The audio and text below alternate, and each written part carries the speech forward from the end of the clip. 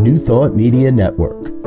We are a global broadcast network of positive music, media, and entertainment, inspiring humanity's evolution along the journey of enlightenment and creating a world of love, peace, empowerment, and prosperity for all. New Thought Media Network. Positively inspiring.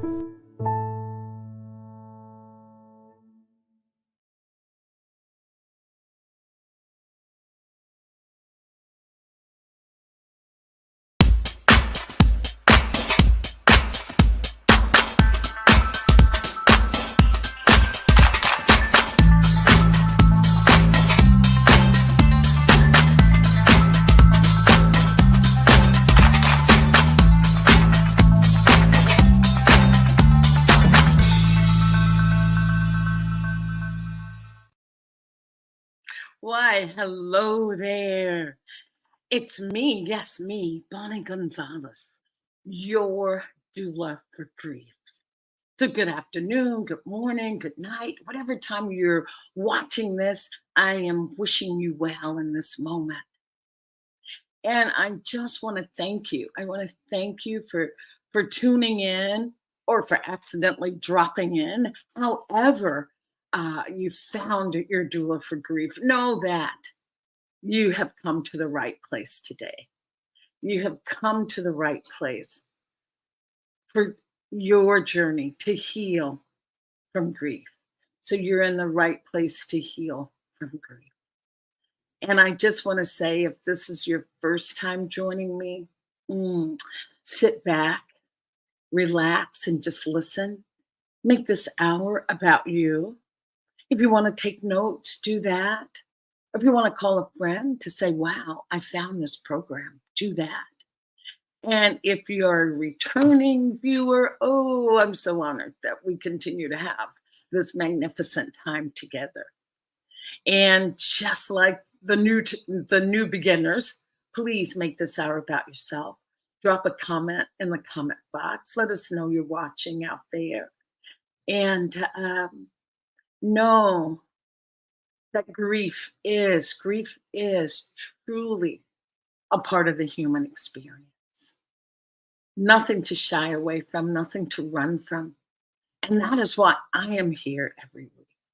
I am here every week to move that needle on how we're holding grief, to bring grief out of the shadows of our lives and bring it smack dab into the middle of our lives, because grief is a powerful teacher. It's a powerful, powerful teacher. And allowing ourselves to understand grief more fully, that is what will allow us to embrace grief more fully. And maybe I should just take a second to just define loss and grief, how they are married, so to speak. Loss is what we experience, and grief is what we feel. And loss is defined as anything that happens, that happens naturally, something that was even planned. But anyway, loss, is defined by just what I said about an expected or unexpected event that leaves your life differently, and you can't go back to the way it was before. And yes, death is the biggest loss that we will experience. It's the biggest loss that we will experience. It leaves the biggest hole, the biggest vacuum, the biggest void in our lives. So there's grief, and there's death, there's divorce, there's loss of relationships, there's loss of hopes and dreams. Aging is a loss of mobility, a loss of our physical appearance, a loss of our abilities to participate more fully in a physical form. That's a loss. childbirth, graduation, a promotion. Oh my goodness, a geographical move is a big, big loss there. Loss of community, friendships, connections. So all those are losses, and it's losses what we've experienced. And then in turn, that loss shifts us into grief.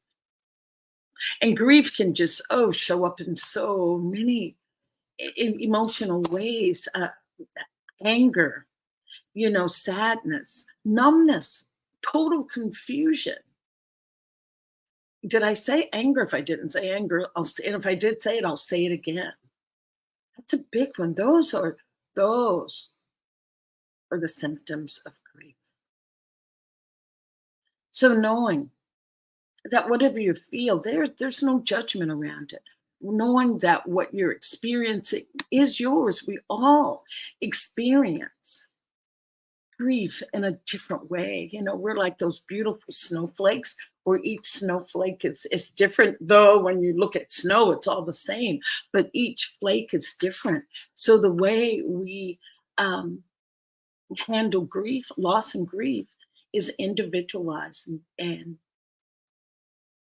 it's your way of moving through grief. And I just want to quote an African writer. Her name is Soban Fu Some, and she's made her transition. But just, a woman, wise woman, an author, storyteller, poet. But she says that we experience joy and sadness. And many times we have grief that we don't have words for. We have many losses. And it's important for us to grieve, to recover from what we have lost. Grieving is a soul cleansing way to reclaim and to recover our spirit. When we don't grieve, we stay in an unhealthy place and lose who we are. So it is very important to cry, to walk, to be in nature, to express our grief. So we express our grief so that we can feel safe and sane once again. And also so our bodies can recover from the loss. And that is from Sobon Fu Some, from a West African writer. And I bring that up because today's theme is insights on grief. Insights on grief. And so, just sit for a moment and think about what you feel grief is and what it's given you. And just be in that reflective mood today. And so with that said, I just have a beautiful, beautiful guest to bring on, someone who's just encouraged and influenced my life in a big way, my spiritual practice even, just the way I hate that word, but I'll use it, has influenced the way I show up in the world. And my special guest today is Teresa Gardiner, and she's a religious science practitioner with Centers for Spiritual Living, and she's also a ministerial candidate with Centers for Spiritual Living. And she refers to herself as a wholeness revealer, and I'm sure she will share more about that when she comes on. And so just, join me in welcoming my beautiful guest today, who is just filled with so much spiritual knowledge and ready to share it with us today. So, Reverend Madam, Doctor, I can give you all those titles, Teresa. Today, though, she's gonna be a religious science practitioner and a ministerial student, and I'll save all those other adjectives for later. So, thank you, Teresa. Thank you so much for your yes to be here today. Wow, So, how yes. sweet, Bonnie. Thank you so much for this opportunity Oh, to speak my truth here and to voice my words, just to let them yes. out and be free. And thank you so much. You're so Oh, lovely. I feel so oh, honored. Thank you so much. Teresa, you're just a Mhm. beautiful, bright light. And I say that, Mhm. with deep reverence and um, with deep meaning. That Mhm. you are truly a beautiful spiritual light. And what I love about you, Teresa, is that you want to share it. That is your passion. I can feel that in you, that you want to share where you are with each one of Mm. us. So with that, you want to tell us a little bit about you, Teresa. How did you show up today? You didn't just get plunked backstage. What have you been doing? Mm. What's your life like? Well, I want to share just a moment of what started me on this whole journey, I feel, besides being Okay. born, right? That when I was 17, I read Alan Watts, and the title of the book is called The Book, Oh, the Taboo Against Knowing Who You Are. okay. The book. And Okay. that really had me explore what gives meaning to my life, what are we doing here, and just lean in. And so Mhm. that's been that's been my inquiry, my curiosity of life. Uh, so that has led me to, well, in 2013, to the Centers for Spiritual Living. I Mm. did a lot of studies before that, but the founder of religious science really, and science of mind, just changed my life, whew, Mm. immensely, Mm. immensely. Oh, yeah. Teresa, you said the book. The book. I love Yeah. that. What was it? What was about? What in the book really spoke to you or shifted your My direction? goodness, and that is a long time ago. And let's see.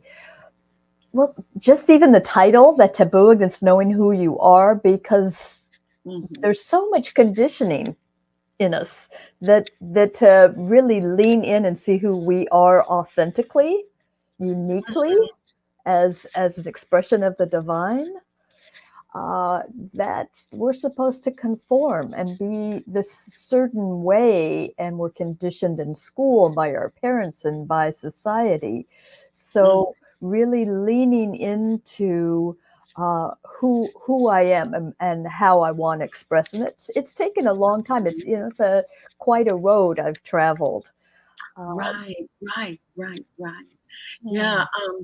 just that when you said that about the book, the Uh-huh. taboo against knowing who It you was are. my Bible, like, that I carried around with me everywhere I went. Oh my God, oh my God. And my eyes open, like there's something beyond what I'm seeing with my eyes. Like Mm, the unseen became, I understood that there's something besides what I'm seeing with my eyes. mhm, right. And did someone give you the book or did you stumble on the book? Oh, I don't recall, but I think it was a hairdresser turned friend turned roommate. It must have been her. I haven't thought about that. It must have been her. Yeah, It because started me on a lifelong path. right, right. I mean, books have a way of showing up for us when Mhm. we're ready for the message. Right. Um, I remember when I was turning 50, which was just last week. No. Uh, But I remember when I was turning 50 and I wanted to have a big party, but something about it, suddenly, I did not feel festive, joyous, in a happy mood. I felt like confused, mm, confused. It's like 50. And so I said, well, what I'm going to do, I'm going to go to Monterey. I'm just going to spend the day alone so that I can really just contemplate, why am I feeling this way? Went to a bookstore. I said, I'm going to buy a book. And it was called, that book, Women Who Run with the Wolves. oh. So I said, I'm going to go buy that book. I had a cup of coffee. In those days, they would let you bring coffee into a bookstore. I put my coffee on the shelf. I found the book, Women Who Run with the Wolves. And when I picked up my coffee cup, it was right in front of a book that said The Fear of Turning 50. Oh, And I know, I was just, those synchronicities. I, I mm-hmm, I am just, I love being awestruck by those synchronicities. And so mm-hmm, that just sends me into gratitude to be awestruck like that. Oh my gosh. exactly. Or confirmed for me my feeling that books show up when you're ready. So the book showed up for Mm-hmm. you, that Mm-hmm. taboo of being yourself. Changed my So life. great. Mhm. So fast forwarding from that, where Mhm. did that lead you to, Teresa? That Lots of book. places. I lived communally for 13 years, and Mm. I dived into um, the law of attraction with The Secret.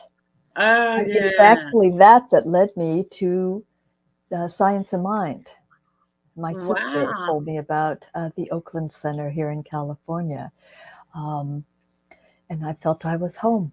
I'm like, oh my goodness, they talk like I do, they think like I do. Ooh, let me lean in here. I want to know more because there's always so much more to experience and know. So took Mm-hmm. me there, and I started taking courses right away. And all of a sudden, I was on the practitioner course, and somebody mentioned, "Oh, you could be a practitioner." I'm like, "What's that?"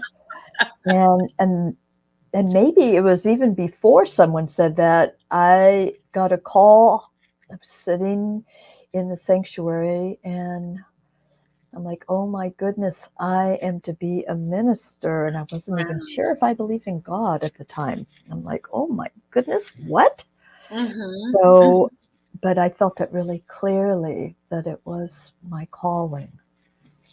To follow that path of being a To religious show science up, to practitioner. show up and, to be a role model and to assist other beings and assist myself in finding the way myself and path Mm-hmm. to wholeness. Right, right, Mhm. right. And so with that, with so you did become a religious science practitioner. Mhm. And what changed in your life with that? Where did you want to go and be, or was there a clear knowing in being? My goodness, just doing that, I tell people my life turned right side up. Oh, right Uh, side. it did. It turned right side up. And my marriage fell out. Mm. That was Ooh. part of it. And I started seeing things more clear and being more discerning with my life. Mm. And it was almost like starting from scratch. And I needed to do some deep work to see really what was going on. I'm from the age, and maybe you too, of I Love Lucy. And and I that was my favorite show. And as a child, it's like, listening to her, she said, well, what will I tell Ricky? It wasn't about it wasn't like say the truth. It was make something up that somebody else would Mhm. understand and accept Lucy. Right, right. And that was how I, you know, that was that was how I went through life. Wow. Well, just only because you brought it up, and I was talking about, loss and things that can put us into Mhm. grief. And you talked about your marriage ending during that practitioner time. Was there grief around that? What Mm. yeah, how did that affect you? Because that is Mm. one of life's big losses, is divorce or end of relationship, of an intimate relationship. The biggest thing I allowed myself to do, and I thank you for this opportunity. The biggest thing I allowed myself to do is my pattern up to that point had been to jump in the next relationship and the next one Oh, and not feel the grief, just stuff it yes. down somewhere. And of course, it came up in different, inopportune times, maybe anger, and such, Right. hurt when there wasn't a reason seemingly to be hurt. Um, but I gave myself the time to just be in the grief of the, Oh, you mhm. and the loss. So I did that for a couple of years. I just sat with that, and I was I had just started the ministerial studies. Mhm. I waited a few months and then started my training. So that held me very, very well to dive in Mm. to what makes me tick even more. Right, right, Yeah. right. Mm. Mm. And so you feel that you allow yourself to grieve, just like what I said. So Saban Fusome was saying, allowing ourselves to grieve, to know that there is a healing. Oh, yeah, I do say this and know this, that Mhm. grief's superpower is healing. When Mhm. we can really, we use that word lean into, but allowing ourselves to Mhm. feel the depth of whatever it is. Yeah. Um, my insight that I will share around grief when I talk about Mhm. allowing yourself to feel it is that since we live in a society that does not, we live in a society that promotes, what is the word? Toxic positivity.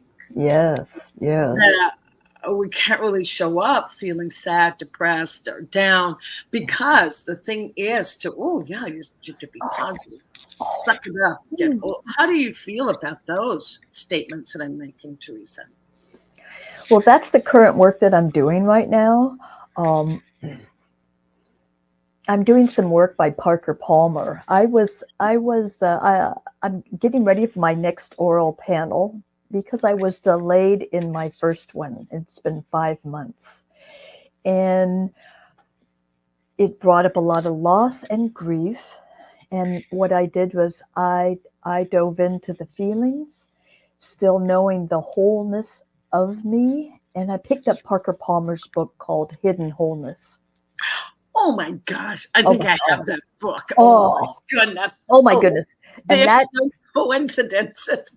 that book. Oh So my gosh. with Parker Palmer, and Hidden Wholeness, it's allowing, it's welcoming all of me.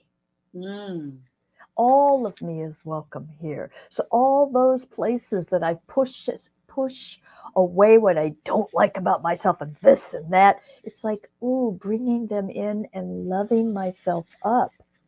All of me is welcome here. Instead of trying to push away those parts, all of me is welcome, and that's a big healing. So my ministry is about wholeness because I want to welcome all of everyone. I want, mm, and in order to do that, it's welcoming all of myself, and it's a mm, process, and that's still evolving. mm-hmm, know? mm-hmm. All it's like all of you is welcome here. That creating spaces where people can feel welcome and invited to be vulnerable and transparent, so that inner Mhm. voice can come Right, out. That's my right, current right, work. right, right. With Parker Palmer. Yes, and it aligns perfectly with science of mind. I mean, Mhm, God bless Ernest Holmes. It's just a wonderful, wonderful philosophy, science of mind, and mhm.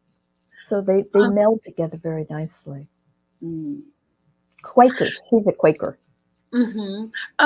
Speak if you can, Teresa. Can you speak more to the Parker Palmer um, book in relationship to grief?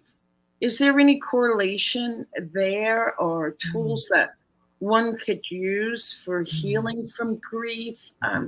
Anything there in that particular Mm. book? Well, there really is. As I lean into this, and this is where science of mind aligns, that Quakers believe that there is an inner teacher. And science of Mhm, mind is, the principle is oneness and wholeness, and we are all one with God. mhm, Spirit lives in and as each of us, as me, as you. And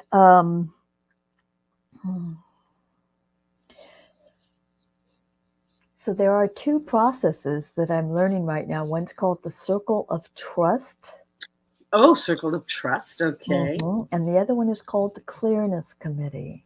Mm. So these are two ways to just voice what is going on inside of you in a safe space. Mm-hmm.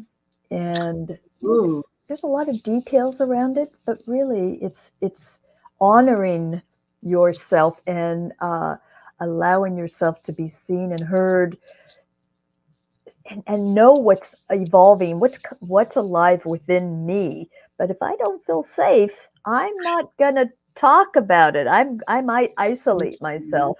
So it's kind of a way to explore what is the truth of what's going on here. And it may not be the first thing you want to do. I mean, when I was delayed, I was in a lot of rage about it. I was really pretty pissed off about it until I could just sit with those feelings and allow those to express, and but finding a safe place that you trust, whether it's even with a friend, where you can just explore those thoughts and what do you do from here and what's moving inside, and have it all, no judgment from myself, or know that there isn't anybody else I need to take care of.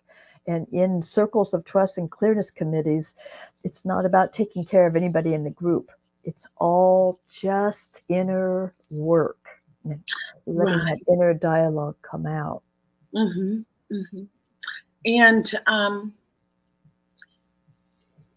in recommending this, say if you were recommending it to a griever, what would your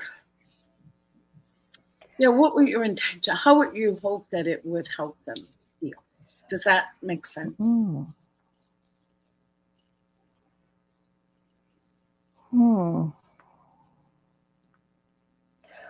Well, I'm currently going through my brother.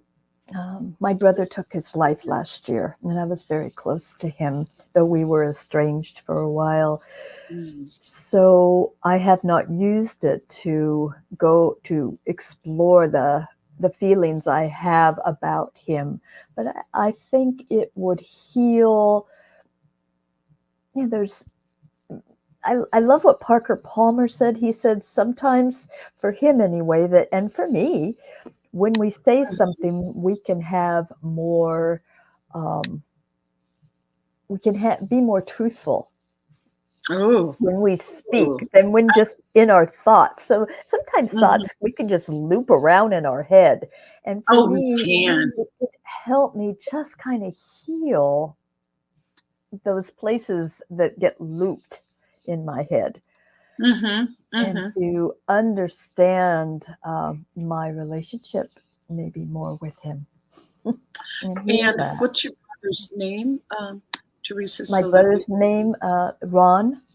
Ron. So just so we can, remember him today in this conversation. Bring Ron into the conversation with us. It's a hard one right now. It's the holidays, and there's grief in the family, and it's an interesting process because my mom is very private in the way she handles her grief. She doesn't talk about it, so it's almost like, well, she says he's at peace because he had a lot of issues in life. So I think, I guess she's not grieving, but she's just quiet about it. Yeah. And that's what I said, Teresa, that we all grieve in our own ways. Maybe some of us are more verbal and vocal in our bringing forth our grief. Well, you asked how could that help somebody heal, and one of the things that I've been told about this process is, like, if somebody gets a diagnosis from a medical doctor, well, coming into this type of like a clearness committee, and this is really my ministry, is you give yourself another, it's like a second diagnosis. Ooh. So you can Uh-huh. explore what's going on here, because your body, knows. There's an inner teacher within us all. That wisdom is within us. The answers are there, and with the questions. So the group has these open, non-judgmental questions that they ask you, and so I I just love it. It's a beautiful process, and it's quite a service for anybody that's wanting to kind of discover more what's happening in their lives. Mm-hmm. Wow, Teresa, and just hearing you, talking, you're like all of us with multiple losses, talking about, and even really rediscovering yourself can be a loss of the other Teresa, the before and the after. Does that make sense? Yes, go ahead. I'll let you speak. It's interesting because this process, and and my role as a minister and a practitioner, it's not about it's not about trying to fix. Nobody needs to be fixed. There's nothing broken here. It may seem like it. I don't know where I was going with that, but it's I think I'm not sure where I was going with that. No, But I was just asking about grief and even grieving the old Teresa. I'm so used to thinking I need to fix, or I need to advise, I need to give my insight, the arrogance of me thinking that I know more for you and your life. I can take it back to principle that I know that behind everything back of everything is spirit, smoothing the way. But just I've noticed this loss of, well, I don't even know how to talk to somebody. I'm so used to giving my advice, or I'm thinking that someone needs to, even, and I like, oh my goodness, I've been through practitioner training and ministerial training, and that still comes up for me. And I love myself up about it, but but so much of the time we think there's something that needs to be fixed, something that needs to be healed, something.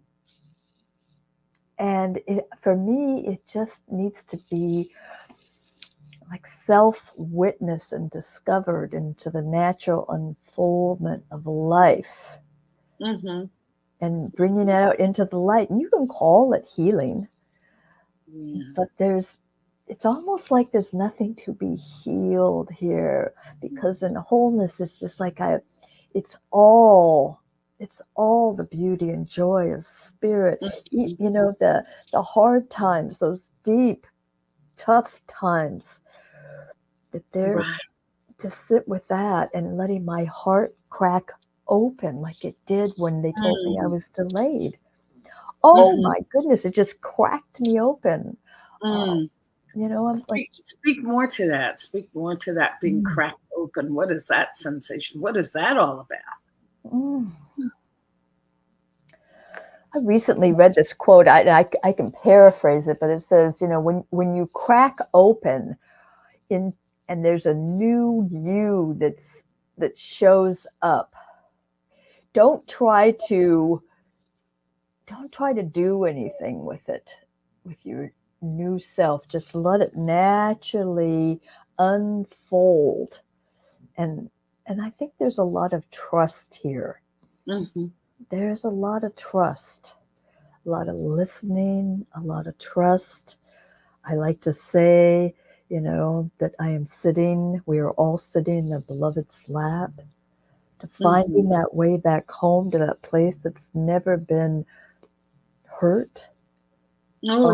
Way home again.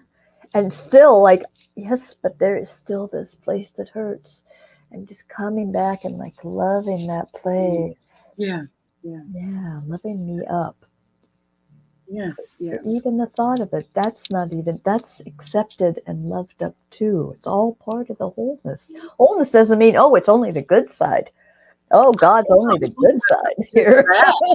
All the rest, that's the evil stuff there. You know? Then you have like a slice of the pie missing when you talk about wholeness if you don't include all of the other. And it's so rich. There's some richness there. Yeah, that old that old saying, every cloud has a silver lining. Gift has its griefs, you know, even though it comes disguised as maybe the Grim Reaper, but there's still gifts. There's gifts inside of that. But you can't go there too quickly. You can't tell somebody that. I can't tell myself that. I got to sit with whatever it is and sit and trust. And even in the darkness. Going too quickly. When I'm that dark, I don't see the light. That's when but I do know to turn to people like yourself, you know, the practitioners, to my dear friends that will let me know if there is light here, even in the darkness, that you're held. The blood is right here. Exactly. There's a sense of trust that comes about, and I mean, grief really, and when you say cracked open, grief really does. It asks you, wow, what do you want? You may be in that place of, oh, this is hurting so bad. Then there comes the question, how do I move away from this? What can I do to make myself feel better? What would make me feel better?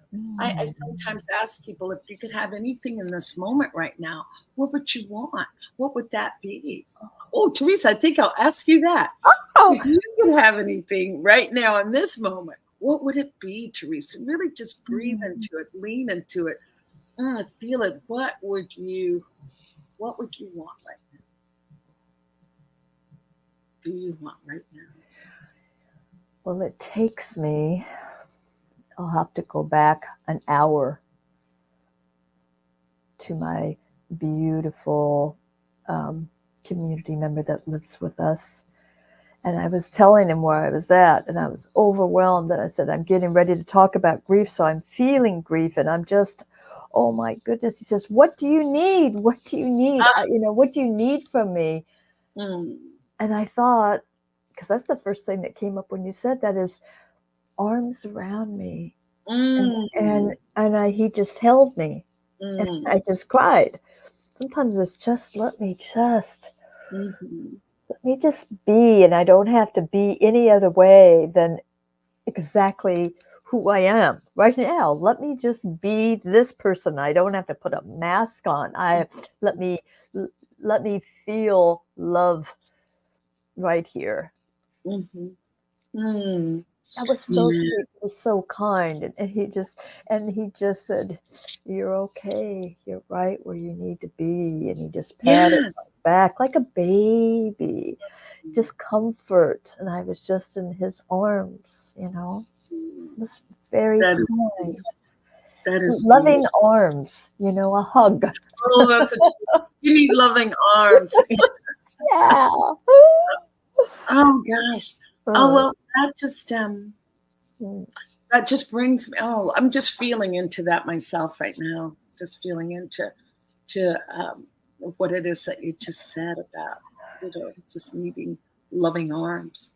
Yeah. So I'm sure you know what first responders are. Those are those ambulance drivers that come out and scoop people up off the road or give first aid. What is needed in the moment? The first responder to be there. And there are first responders, and I see ministers, practitioners, those holy people. I can use the word holy. This is my show. I can use holy. It's like, wait a minute. Those holy people. I hold those people, or us.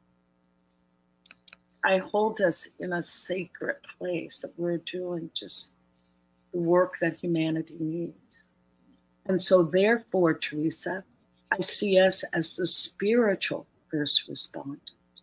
when something happens in a family, when when someone needs, as you said, that loving arm, they're going to call us. So seeing yourself as a spiritual first responder, what do you feel that you need for Teresa, that how you need to be so that you can be there for those that are in need of a spiritual first responder? I ask myself that. I appreciate that, Bonnie. You know,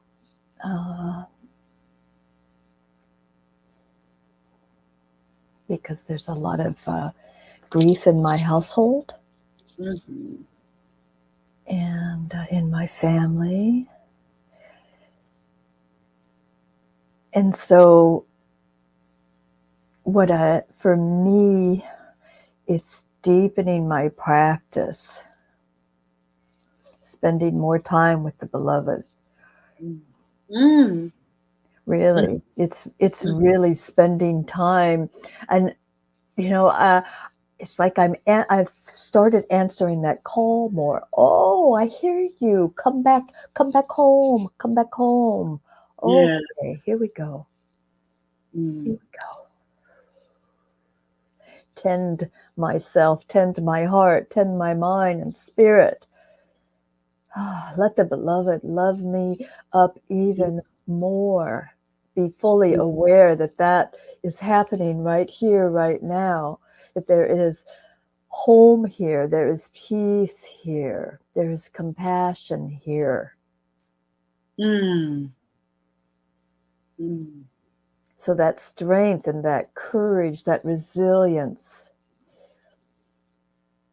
for myself, to be there for myself first and foremost, to allow and open up to let spirit's love and beauty flow easily through me, and spend time in that place. Even in the moment when when it's deep around me, there's an accident or somebody is feeling the grief around me, or when I feel it, come on home. So I can be there for myself. That's how I'm there for myself. And then I can be there for others. Yes. So I open my heart. That's the thing about being cracked open. You're touched. I think I'm touched more with my heart cracked open. I was able to be more authentic and be more vulnerable and find my ministry and my practice and my way. There's a deeper place that is being touched from being cracked open than there was before. And with each opening, there is something deeper that happens here. And to just trust. Oh my gosh. Trust. Yeah. Deep trust and deep relationship. And, I have a devotional practice. And so it's just spending time with the beloved. That's where the strength comes from. Yeah, and I hear that. I hear that. And that's what I say. People that are in grief, and even those that are preparing to be with a griever, it's about self-care. Got to touch in, got to tap in with you. Once someone gave me a little bookmark, and it said, the very best thing that you can do for the world, the very best thing that you can do for the world is to take the very best care of yourself, to take the very best care of yourself. Yes. Yes. Yes. And that is one of my number one rules, self-care, and not just, everybody thinks about the massage or foot rub. I could take that too. Yes. But there are deeper and more profound ways of self-care, what you're feeding your mind mentally. You're listening to a lot of news that, physically, what are you doing with your body temple? So there's so many ways that we can explore self-care, and especially being that spiritual first responder. you get you get a pass to take care of yourself if you needed one, but you don't need one.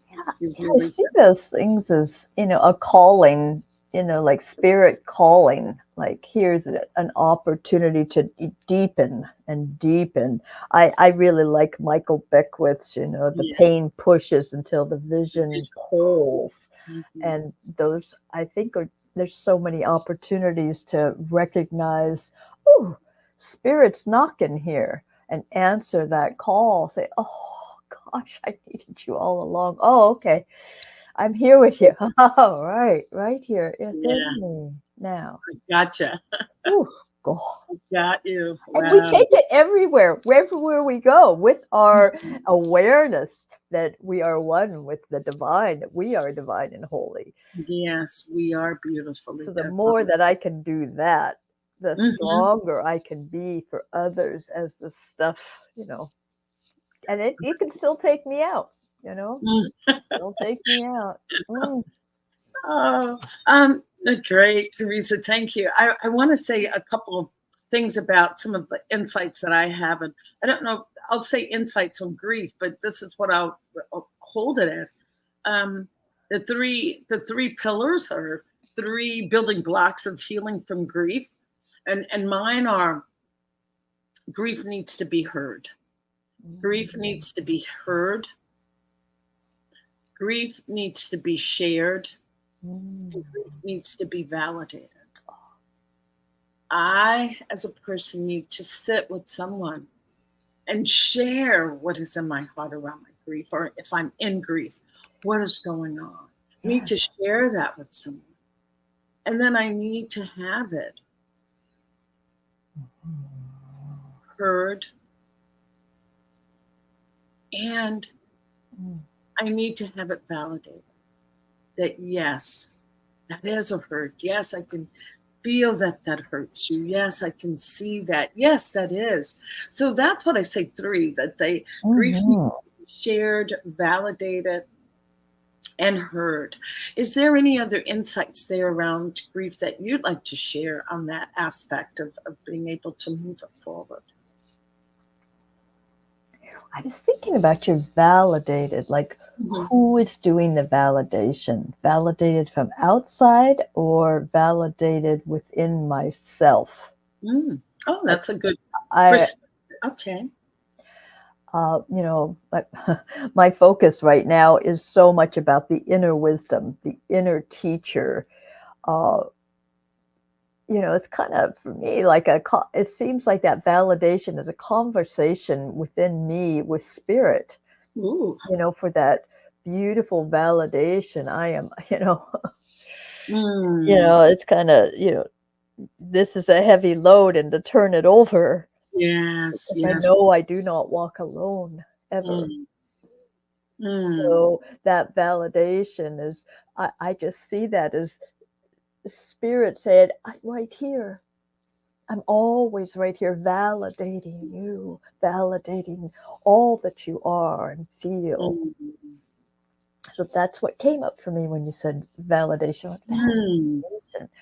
Probably Mhm. because, that my oral panels, when they delayed me, I'm like, are they to validate who I think I am? It's Mhm. got to come from within.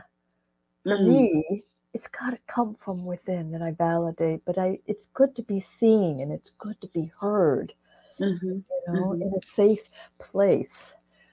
Right, right. And oh my gosh, and we are social creatures. We truly are social creatures.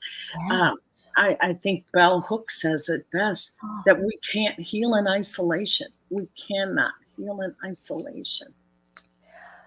I I appreciate that. I appreciate you saying that, Mhm. because it's not just about God within, because God is everywhere. In And everything. for In me to feel my beautiful community members' arms wrapped around me, it's mm, like that's important. Like, hey, that was validation, right? Because that's God over there, looking right at me, wrapping his arms around me, mm. Oh my so gosh. thank you for that awareness. Yeah. Yeah. Wow, Teresa. Believe it or not, we're getting to time, which is not fair. I think Joe, the producer, is moving that clock up. Joe, you stop that. Uh, You're so beautiful. What a uh, beautiful, kind heart you have. And the work that you're doing is so important to give well, people an outlet to talk about the healing and the loss and the grief. It's just mhm, it hasn't been there hasn't been a lot of that. So I really congratulate you. I yeah. honor you for your work is Mm. important. I just want to say I'm holding the mirror for you. I'm showing you what you're doing in the world. That's all. I'm holding the mirror for you. There were so many things that have come up. My gosh, I'm going to have you back because this is only the proverbial tip of the iceberg. Because what I wanted to say when you brought up the book, what's the title of Parker Palmer's book, Hidden wholeness. Hidden Wholeness. Hidden wholeness. And that book Yeah. came to me just recently. I lived down in Mexico, for those of you that don't know. Yes, I lived down in That's it. Mexico. And I came up. And so my sister said, oh, I found a book under the bed. I read at night in the bed until books wind up wherever Yeah. they go. Yeah. And she said, oh, here's one of the books that I found under the bed when I moved the bed. And it was the Parker Palmer book, Hidden Wholeness. And it was hidden under the bed. It was hidden under the bed, but it wasn't hidden for long. But the reason I say that is because there is a poem in there. It's called Love After Love. I don't know what page it's on. I would ask you to read it because I was trying to find it as you were talking. It's like, no, Bonnie, you can't look for poems. You have to listen to your guests. But it's called Hidden Wholeness. And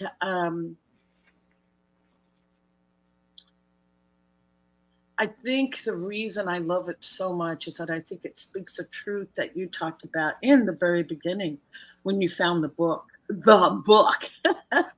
On the taboo against knowing who you are. Mm-hmm. And I truly feel that we spend so much of our time and please, no judgment. I'm not judging. These are all observations. Mm-hmm. We come into this life being what they say, perfect, whole, and complete, and just, our lives, we're just everything. You ask a little child what they want to be, and they're everything. They're all over the map because we know that we can do it.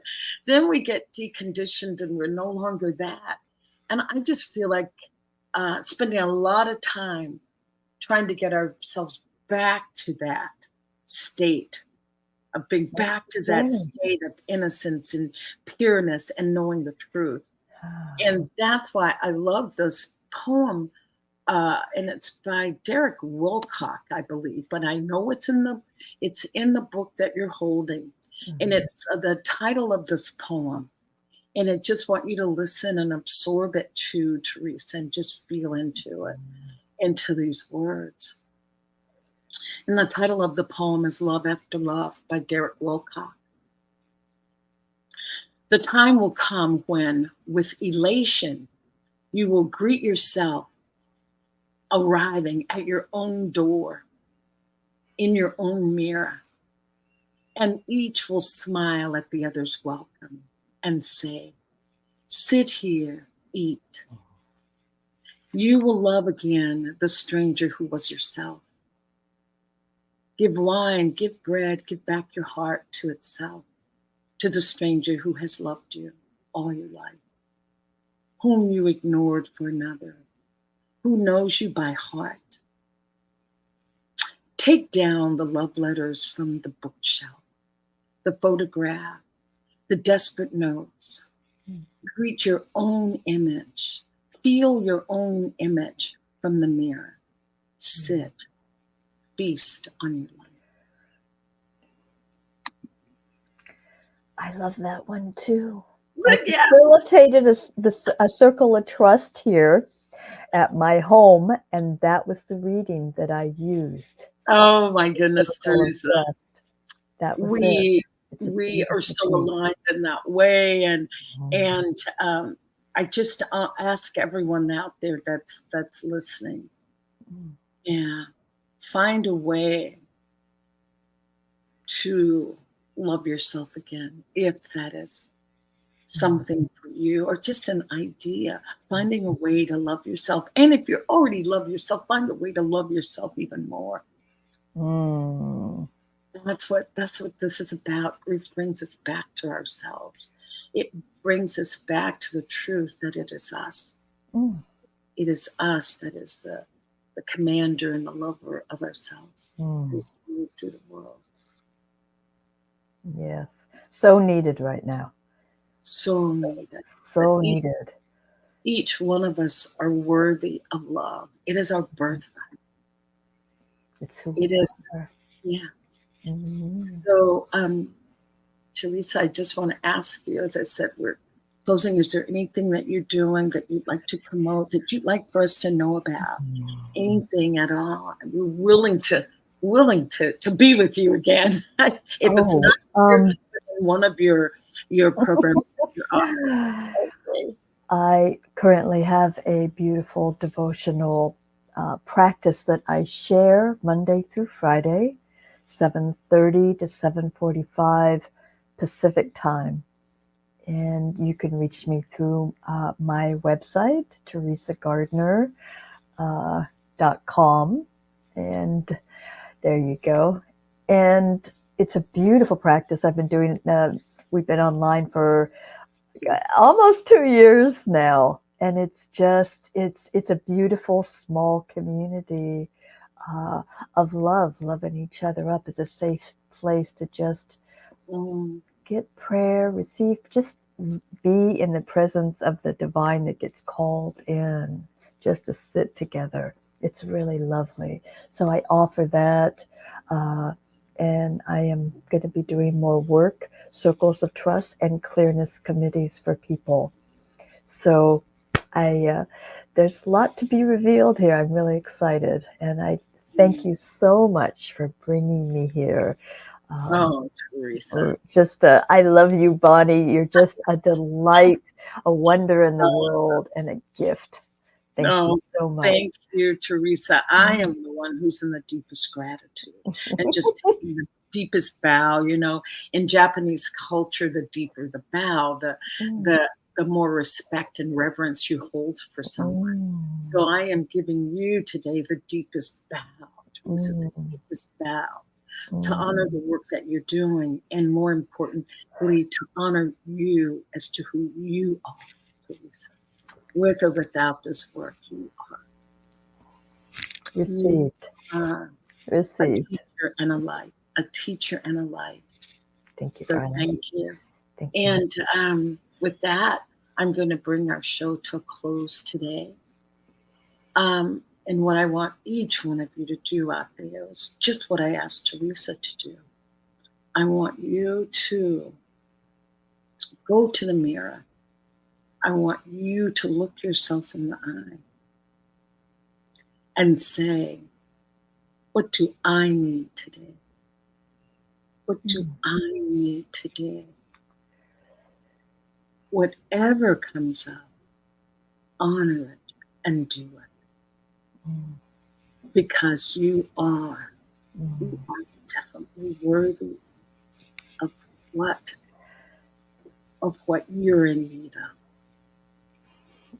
And if you're one of those people that feel, oh, I'm selfish and taking time away from work or the family, I say this, that when you go and take care of you, you will be an even better coworker, mother, lover, sister. You'll have even more to give. So I ask you to do that. And my tagline, if I have to have a tagline, I say, don't do grief alone. Don't do grief alone. And so I am going to leave you until next time, but I do want you to know that you can find me on YouTube under Your Doula for Grief. All the past episodes, they're all labeled and titled, and you can just you can have fun and cherry pick what you'd like to listen to. But as I say, don't do grief alone. Thank you so much for joining us. We will see you next time. Ciao. Hasta luego. Ciao. Love you.